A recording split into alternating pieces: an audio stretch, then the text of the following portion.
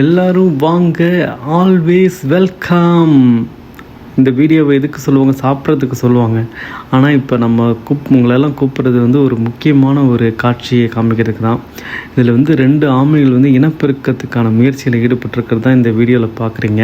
இது வந்து ரொம்ப என்ன சொல்கிறது, க்ளோஸ்அப் போகிறேன் அப்போ உங்களுக்கு தெரியும். ஆக்சுவலாக இப்போ வந்து மேலே இருக்கிற ஆமை தான் தெரியும், கீழே ஒரு ஆமை பாவம் கஷ்டப்பட்டுருக்கு. அந்த ஆமையை கொஞ்சம் நேரத்தில் ஜூம் பண்ணி காமிக்கிறேன். இந்த அரிய கண்காணாத காட்சி எங்கே கிடச்சிதுன்னா வந்து கனடாவில் இருக்க ஜூ கிரான்பி, அது வந்து கியூபெக் ப்ராவின்ஸில் மான்ட்ரியலில் இருக்க. ஆக்சுவலாக அந்த இடத்துல தான் இந்த இதை பார்க்க முடிஞ்சுது. இந்த ஆமைகளோடைய வந்து என்ன சொல்கிறது, இனப்பெருக்கத்தை வந்து நேரடியாக பார்க்குற கண்கொள்ளா காட்சி இது. எல்லோரும் பார்த்துருப்பீங்கன்னு நினைக்கிறேன். பார்க்காத இதுக்கு முன்னாடி யாராவது பார்த்துருக்கலான்னு தெரில. பட் ரேரஸ்ட் ஆஃப் ரேர் வீடியோன்னு சொல்லலாம். கண்டிப்பாக என்ன சொல்ல, ரொம்ப ரொம்ப ரேர்.